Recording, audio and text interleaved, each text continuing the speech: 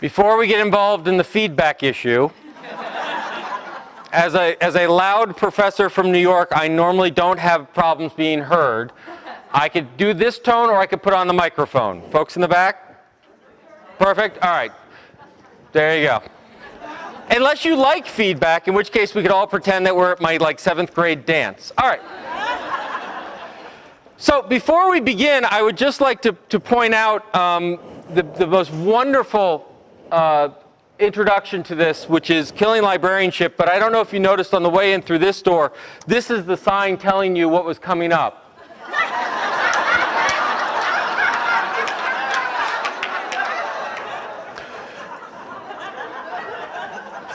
So I know where I will be at 2:15. That was good. What will kill our profession is not ebooks, Amazon, or Google, but a lack of imagination. I've looked through the program. You guys have a great couple of days ahead of you, and there's full of content from everything from social networking and collection development and change management and dealing with unruly patrons, and apparently a whole session on dealing with unruly keynotes. And as a keynoter, this is fabulous because when you're part of such a strong presentation, there's absolutely no obligation to have content in your presentation. So I'm going to take that advantage of that and not have any content to what I'm going to say. But what does this mean? What this means is it was in the midst of a wonderful talk. It was in Edmonton, Alberta, and this line came out, and people seemed to like it, but no one quite knew what it meant. But what it means is that we live in an era when we need to think big. So what I would ask you to do for the next 45 minutes or so is take advantage of the fact that you're not sitting in a library trying to figure out where the toner cartridges are, pointing to where the bathroom is. Or, as I understand it, the #1 reference question has been replaced. It is no longer where's the bathroom, it's now have you found a USB stick. Is that, all right. So, let's take advantage of the fact that we're in lovely Burlington, and it's 43 degrees outside, we don't want to go anywhere. And spend some time thinking big, because we are in a time where we desperately need to think big. We are in a time where everyone uses the word unprecedented after every other statement, right?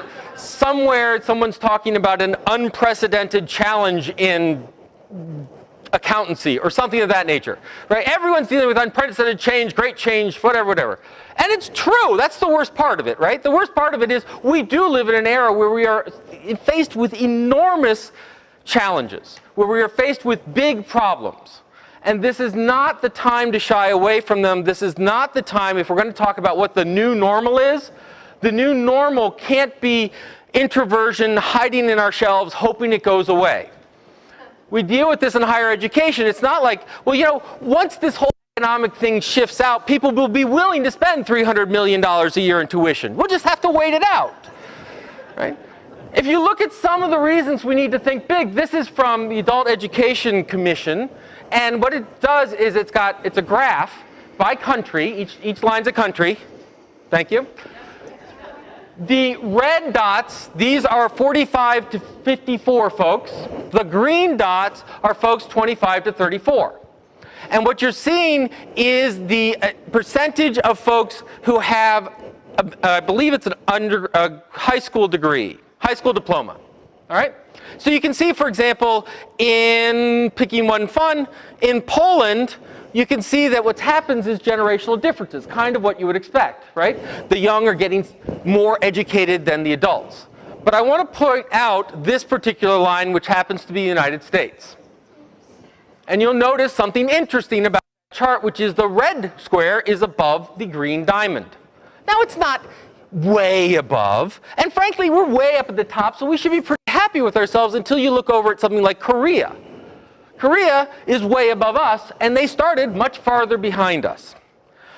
One of the big challenges where we need big ideas is in how we educate ourselves, how we prepare for this world.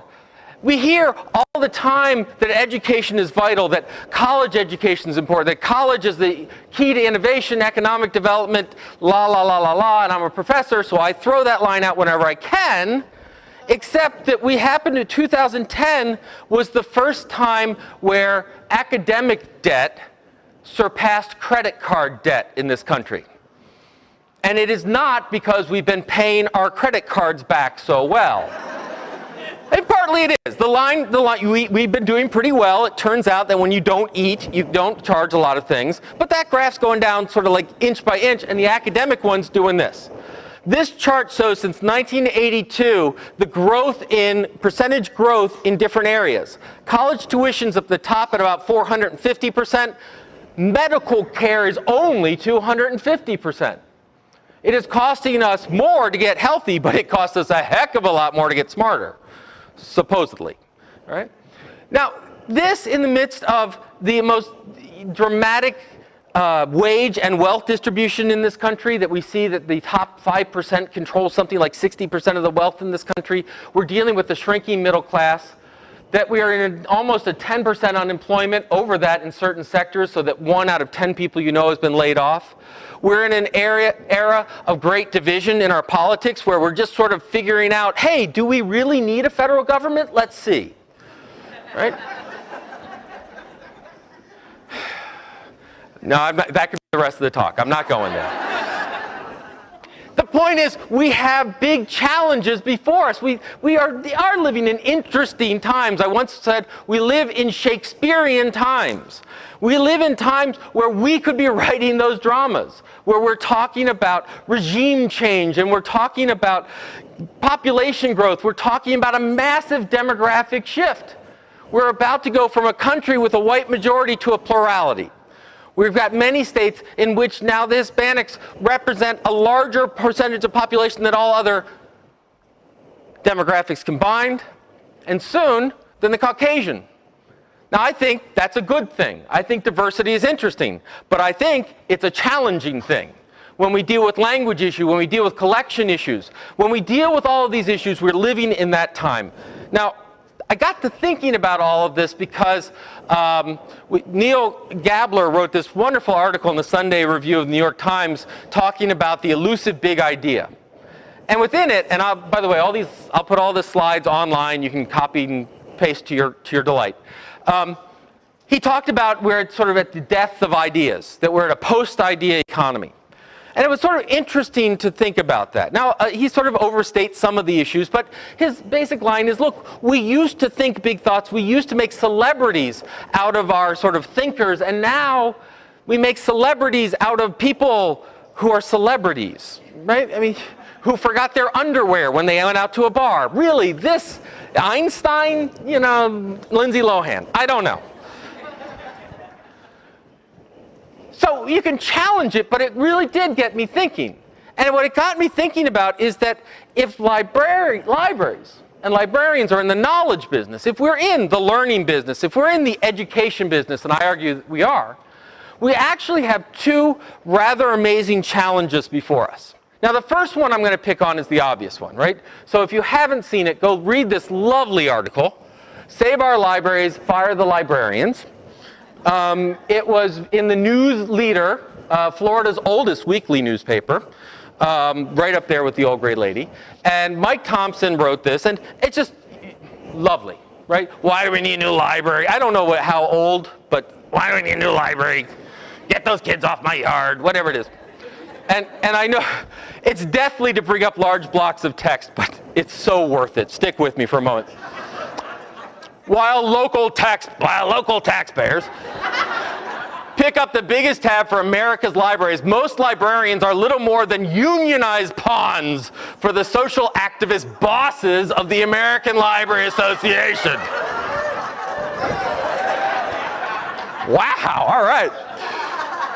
Today, 136 years after its formation, ALA controls 62,000 members, and through its czarist accreditation program of many libraries, largely dictates what books are available for the most impressionable members of the U.S. society, our children.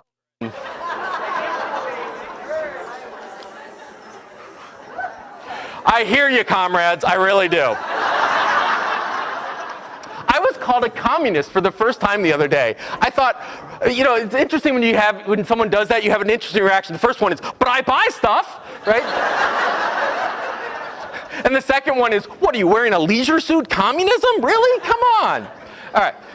And when that person hears this webcast, I can't wait for the comments. Anyway, so we have this line, right? We go and we talk to librarians, and many a librarian has come up and said, the Tea Partiers are destroying us. I got people who don't understand.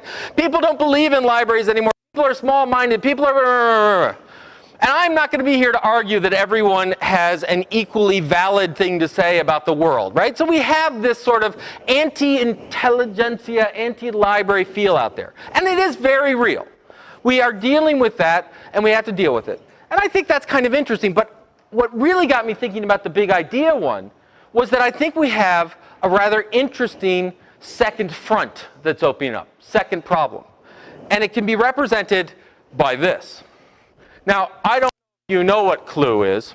Clue is the next big thing. What Clue does, and I know you can't read that, so I'll tell you, you can go with your smartphone and walk through New York City, and when you have to go to the bathroom, I'm not making this up, you can rent people's bathrooms. I don't know if it's by the hour. I don't... Right? And if you don't like this one, here's another one. FakeGirlfriend.co. Now this one you probably can read, so you're welcome to try it out on your phones. Now, you save this number, it says girlfriend, you send a text to this number, and what happens is you'll get responded with a random girlfriend-esque message. About a minute later, the fake girlfriend will call you with a pre-recorded message, and after you hang up, tell everyone how great your girlfriend is. That's just so sad, you know?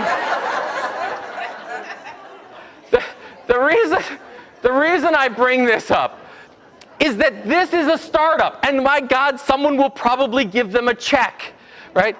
The opposite side of this equation from people who don't necessarily believe in libraries' missions, in knowledge and education, all this other stuff, is those that seek to take ideas and monetize them as fast as they can. Right? That what we have is we have a plethora of small ideas. And these small ideas aren't bad. It's just a matter that there's this drive to monetization. That the way that all economic development is going to happen in Connecticut or Rhode Island or here in Vermont is that everyone's going to start their own business. And I think there's actually a lot of valid, and we're going to talk about a lot of valid things to entrepreneurship, to innovation, to startups. But the problem is it quickly becomes, why think about it if you can't monetize it? And what you can monetize tends to be a lot smaller than the issues that we're facing. That what we, you know, wow, we can do moped delivery of cat food. Get me to a venture capitalist and let me patent that before anyone does it, right?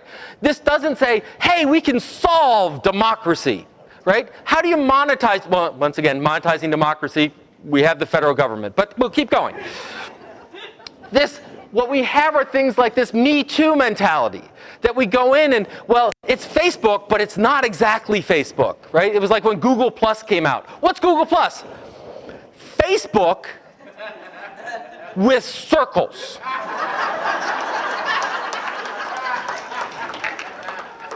How many of you don't have to admit if you started the conversation, but how many of you at one point were in a meeting where you said, boy, the library could start its own Facebook for Enter City Here?